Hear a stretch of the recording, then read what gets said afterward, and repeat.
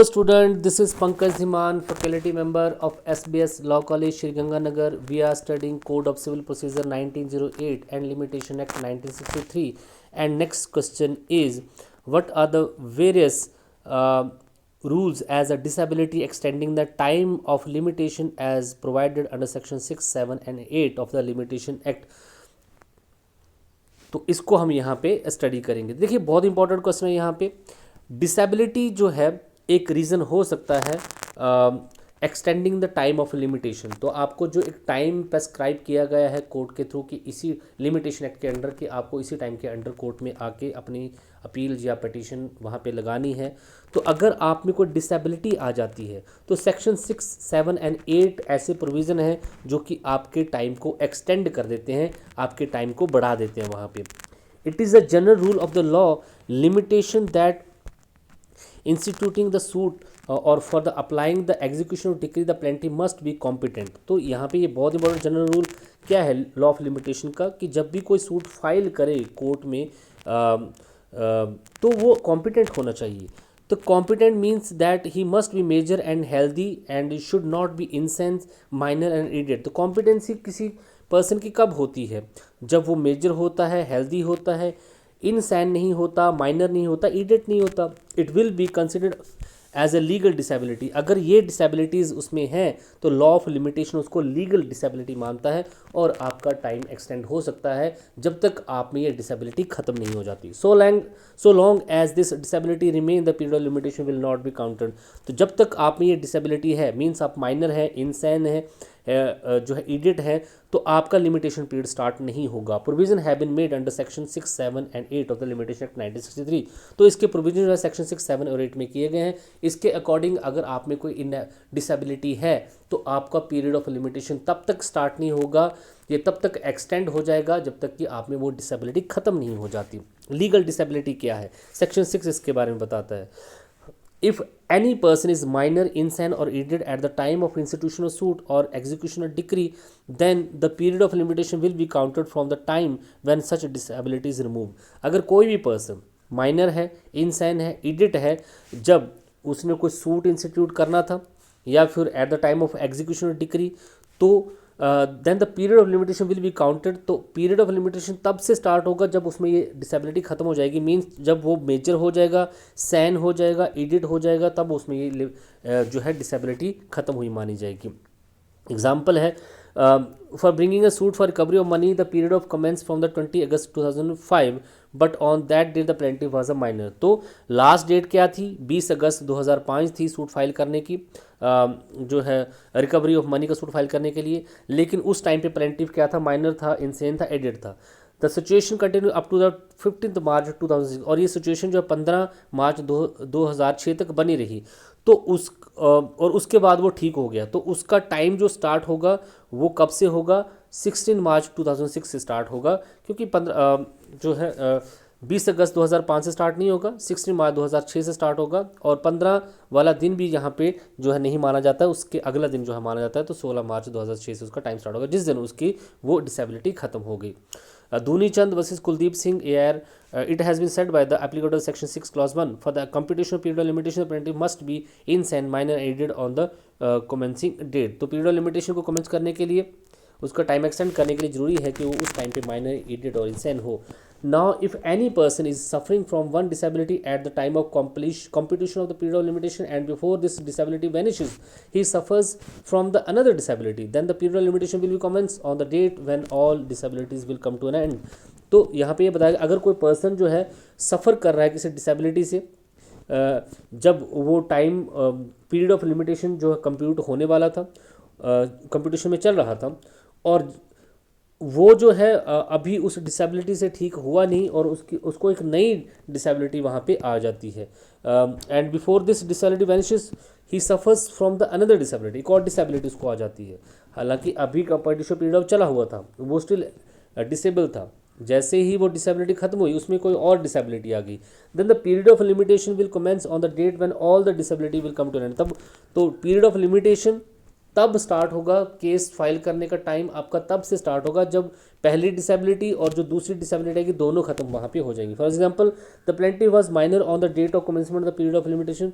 तो period of limitation के commencement के अकॉर्डिंग जो प्लेंटी उस टाइम पे माइनर था, लेकिन जैसे बट बिफोर मेजर अभी हुआ नहीं था कि वो साथ में इंसान और इडिट भी हो गया, तो then the period of limitation will be counted when the become major and healthy. तो पीरियड ऑफ लिमिटेशन तब स्टार्ट होगा जब वो मेजर भी हो जाएगा और हेल्दी भी हो जाएगा।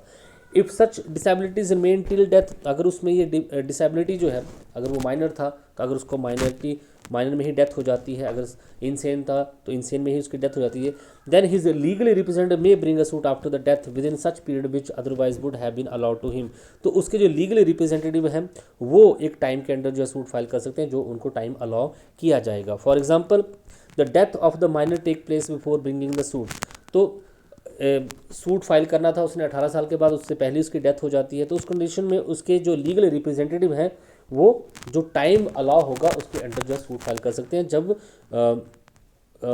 सूट वो फाइल कर सकते हैं। If death take place of the person before removal of his disability at the time of such death his legal representative also suffer from the such disability. तो देखिए यहाँ पे क्या बता रखा है कि if death take place in any person before removal, और डिसेबिलिटी खत्म होने से पहले, रिमूव होने से पहले किसी पर्सन की डेथ हो जाती है, और eight the time of such death his legal representative also suffer from such, और जो उसका लीगल रिप्रेजेंटेटिव था जो उसके बिहाफ पे सूट केस फाइल कर सकता था वो भी किसी डिसेबिलिटी से सफ़र हो गया। Then the period of limitation will commence from the date when the disability और लीगल रिप्रेजेंटेटिव इज रिमूव्ड। तो पीरियड ऑफ लिमिटेशन कब खत्म होगा? जब ये लीगल रिप्रेजेंटेटिव जो होगा जिसने आप सूट फाइल करना है, क्योंकि उसकी तो डेथ हो चुकी है, जब उसकी डिसेबिलिटी खत्म हो जाएगी तो वो सूट फाइल कर सकता है।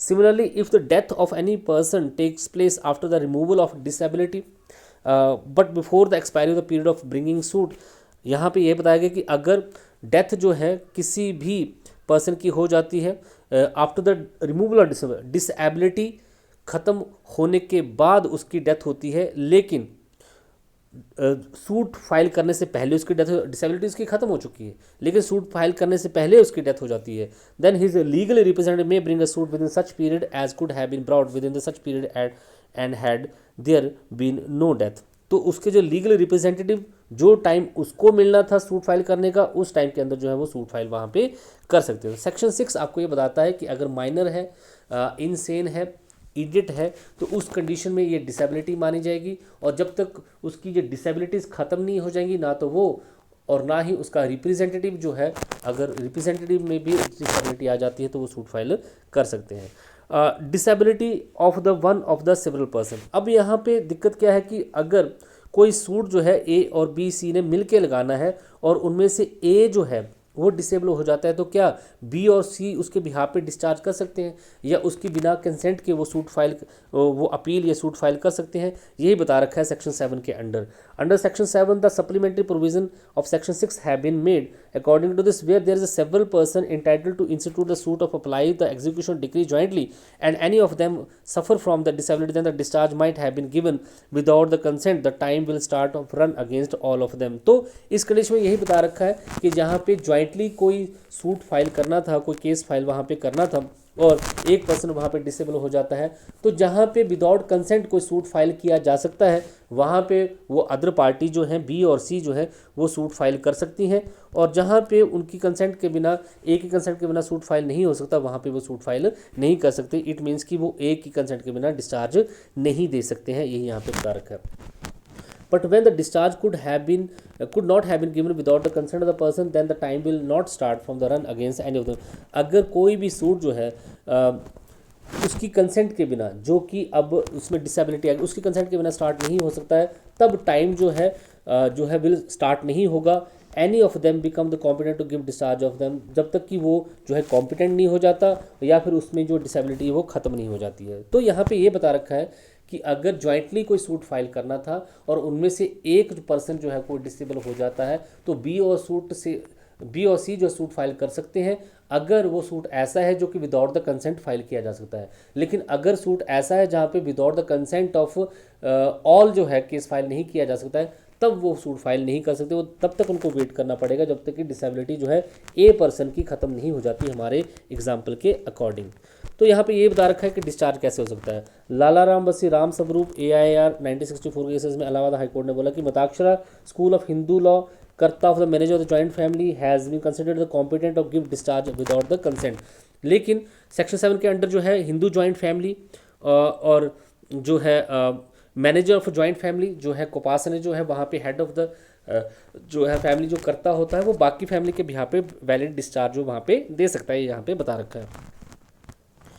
भोलानंद बसी परमानंद का केस है, it has been held the natural legal guardian may give the discharge on the behalf of the minor. तो माइनर के बिहाफ पे जो उसके नेचुरल गार्जियन है वो क्या कर सकते हैं, एक वैलिड डिस्चार्ज दे सकते हैं, मीन्स उसकी कंसेंट के बिना एक सूट फाइल वहाँ पे कर सकते हैं। लेकिन मुस्लिम लॉ में एक मदर जो है वो अपने बच्चे माइनर बच्चे का जो है डिस्चार्ज नहीं दे सकती है, उसकी कंसेंट के बिना केस स्टार्ट नहीं कर सकती है, क्योंकि वो उसका लीगल गार्जियन नहीं माना जाता है, फादर ही उसका लीगल गार्जियन वहाँ पे माना जाता है। एक को ट्रस्टी में give the discharge without the consent of the trustee, trustee की कंसेंट के बिना जो है को ट्रस्टी भी जो है डिस्चार्ज दे सकता है, मीन्स उसके बिना पर भी वो केस स्टार्ट वहाँ पे किया जा सकता है। तो सेक्शन 7 आपको ये बताता है कि जहाँ पे जॉइंटली कोई केस फाइल करना है तो और अगर उनमें से कोई एक जो है डिसेबल हो जाता है तो बाकी सारे मिलके कंसेंट जो है वहाँ पे दे सकते हैं। जहाँ पे कंसेंट अलाउ है, जहाँ पे पॉसिबल है उस केस को विदाउट द कंसेंट फाइल करना, लेकिन जहाँ पे उस केस को without the consent of all member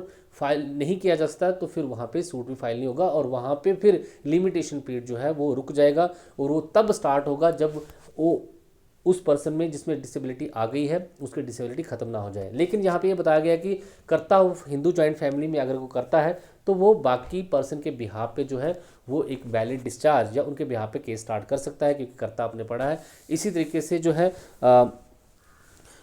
है एक माइनर जो बच्चा है उसके बिहाफ पे उसके जो नेचुरल पेरेंट्स है वो भी डिस्चार्ज मीन्स उसके बिहाफ पे केस फाइल कर सकते हैं, ये भी साथ में रखा है। एक्सेप्शन क्या है, तो सेक्शन 8 जो है 6 और 7 का एक्सेप्शन यहाँ पे बताता है। सेक्शन 8 जो है सेक्शन 6 और 7 में आपने बता दी सारी डिसेबिलिटीज आपने बता दी, सिंगल पर्सन की भी बता दी और जॉइंटली भी बता दी।